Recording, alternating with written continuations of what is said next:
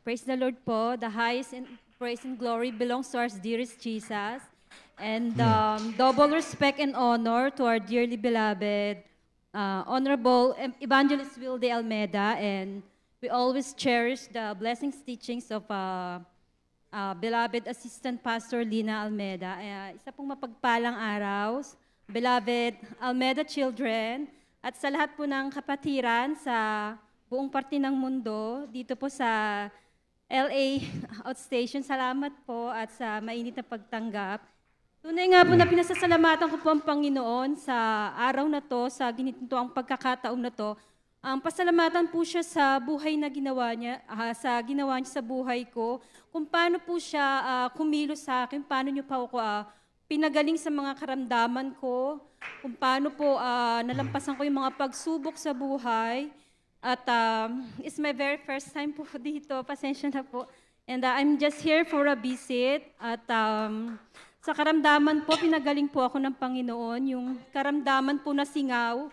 Naalala ko po nung college ako, hindi talaga ako pinalampas ng singaw na yan, buwan-buwan may singaw ako, hindi ko alam kung bakit. Sa parting dila po o singaw, pagka nakakagat ko siya or ngumunguya, expected ko na yan, the next day, kalbaryo ko na yan. At pinanalangin ko po sa Panginoon na wag danasin ng mga ano kayo kasi hindi madali. Maliit na parte ng sugat yun sa gilagid mo, sa dila, parang talagang buong araw mo sira.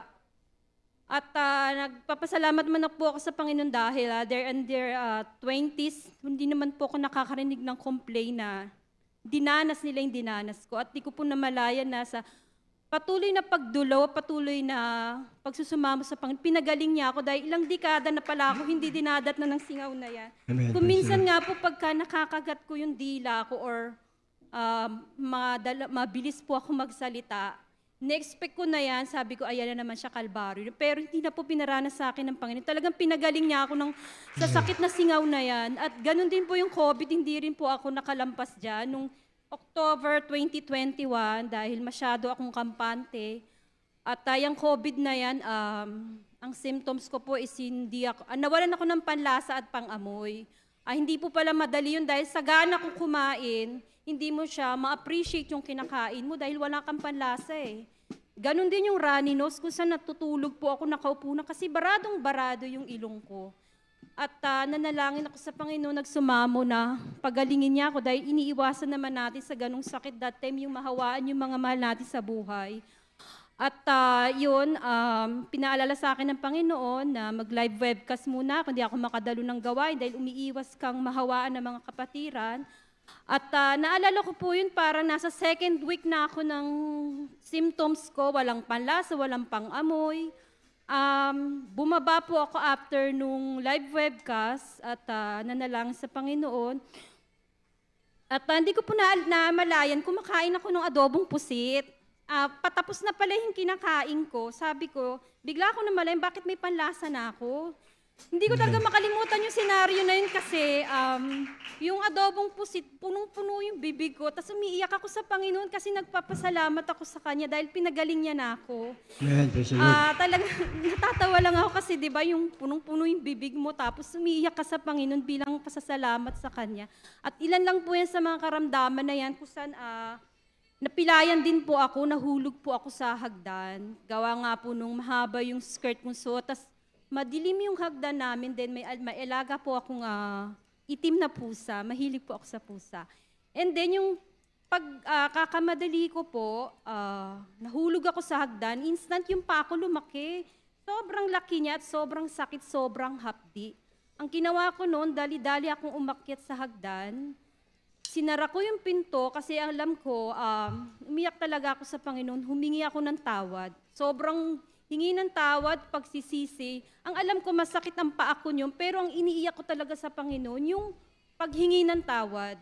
At di nga po nagtagal, alam naman natin yung sakit yung sprain is tumatagal ng ilang buwan yan eh.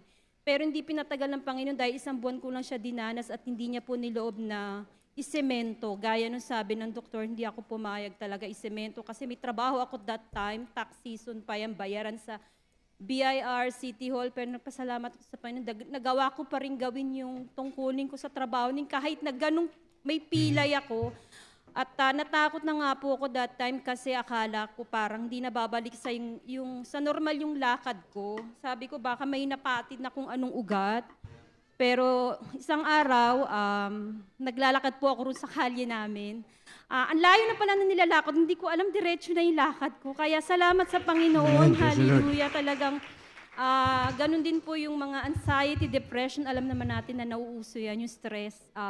Pero hindi pa naman ganun ka-severe yung symptoms niya. Pero pinasasalamatan ko sa Panginoon dahil dyan po ako mahina.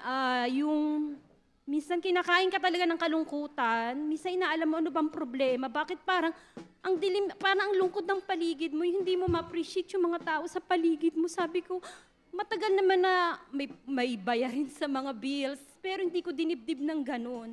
Iniisip ko, anong problema? Parang ang araw-araw po, umiiyak ako ng walang dahilan. Sabi ko, ba't ganun? Parang sumakit lang ng konti ulo ko. Ang dami nang pumapasok sa isip ko. Di ba minsan sa newsfeed makikita mo, sumakit lang ang ulo, namatay na agad. Ganun katindi yung ano sa akin, parang mild lang yung headache ko. Bakit? Grabe na yung ano niya. Grabe, iyak ko, hindi ko alam. Tapos, sagana ko pong kumain yung Yakult or saging, hindi ko na siya malunok. Sabi ko, isang buwan pa ako magkaganto, ano kaya maging itsura ko? Sabi ko, ano ba itong nararamdaman? Hindi ko talaga maintindihan. Tapos, hallelujah, sabi nila, baka stress ka or ano. Pero syempre, tinuruan tayo ng beloved parents in the role kung anong gagawin natin na sa mga ganong pagsubok. Yung pagpupuri po, napaka-importante po niyan, hallelujah. Kung saan, di ba, minsan kumikirit yung ulo mo, ayaw mo namang mag-take ng gamot. Hindi mo mamalayan na sa kalagitnaan ka ng papuri talagang nawala instant yung sakit ng ulo. Kasi yung sakit po ng ulo na yan, may symptoms po ako na pasintabi po sa kumakain. Sa tindi ng sakit ng ulo, halos gusto ko na magbilin. Kasi hindi ko na matis yung sakit. Tapos, nagpapasalamat naman po ako dahil ilang taon na rin na hindi na ako sinusumpong ng ganong kasakit ng ulo. Salamat sa Panginoon, ilan lang po talaga yan. At yung pagpupuri nga po, napaka-importante, lalo po baguhan po ako dito sa Amerika. Yung sa trabaho po, minsan talaga ang trabaho, kaya naman nating ma-overcome yan. Kaya natin matutunan yung trabaho. Ang mag-a-adjust ka talaga sa ugali ng mga kasama mo. Kaya tinuruan tayo ng Panginoon paano maging mapagkumbaba, paano humingi ng tawad. Sa paraang yun, hallelujah, talagang hindi mo na kailangan gumante, hindi mo na kailangan pakita rin yung kasamaan ng ugali meron ka. Mananalangin lang tayo sa Panginoon, magpapakumbaba, magpupuri, magiging mababago lahat ng ugali ng mga kasama natin sa trabaho. At sa karamdaman po, salamat po, pinagaling niya ako. Ganun din po sa trabaho na binigay sa akin ng Panginoon. Hindi ko na po akalain na magkakaroon pa ako ng magandang trabaho kasi at the age of 39, naalala ko po bagong panganak ako. Although graduate naman ako, hindi ako nakakuha talaga ng magandang trabaho. At yung 39 years old po ako, nabigyan ako ng magandang trabaho ng Panginoon sa Pilipinas. Yung trabaho na talagang hindi ko naranasan sa lahat ng trabaho, kung saan casual lang ako, irregular, parang reliever lang ako eh. Tapos, yung binigyan ako ng trabaho ng Panginoon, hindi ko nakalain na lahat dun mararanasan ko. Ultimately, health card na hindi ko naranasan, pinasasalamatan ko sa Panginoon, binigyan niya sa akin, pero never ko nagamit yun, yung health card na yun. Nagpapasalamat ako sa Panginoon dahil alam naman natin kung paano tayo, pag may mga karamdaman, hindi na natin kailangan yung mga ganong health card, hallelujah. At pinaranas siya sa akin lahat yun, yung privilege na kung saan nagkaroon kami ng US visa, may privilege kami makakuha ng US visa nang walang requirements. Nakapagpaaral ako ng magagandang swelahan ng anak ko dahil nga sa pinagkaloob ng Panginoon ng trabaho na yon. Amen. At nakapagpatayo rin po ako ng bahay kung saan ang plano ko lang po talaga noon is first floor. Pero ang nilob ng Panginoon na third floor, binigay niya po sa akin.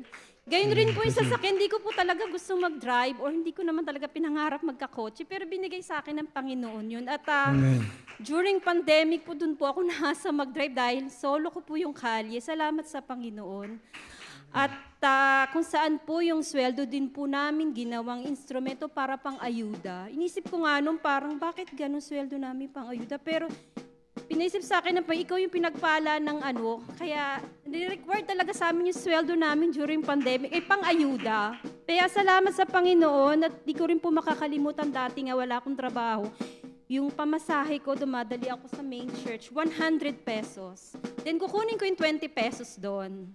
Kasi uhulog ko yun. Hindi ko sukat akalain, kinakailangan ko lang po sabihin yung amount kung gaano ko kalayo pinagpala ng Panginoon. Yung 20 pesos na inuhulog ko noon, maabot na siya ng 15,000, 10% pa lang yun. Grabe talaga ang Panginoon. Hallelujah. Salamat po, Panginoon. At doon din po sa mga kasamaan ng ugali, kung saan andyan yung pagmamataas. Hallelujah. Hindi mo naman kaya talagang humingi ng sorry sa kaalitan mo. Ang hirap kaya yun. Pero dahil at iniisip ko nga noon, dahil ba matured na lang ako, kaya ako nagagawa yun. Hindi. Dahil yun sa kapangyarihan ng Panginoon, dahil ang Diyos na pinaglulingkuran natin ay Diyos na buhay. Hallelujah. Yun lamang po at kulang po ang ating oras. Ang lahat ng kapurihan, kaluwalhati ay tanging sa Panginoon po.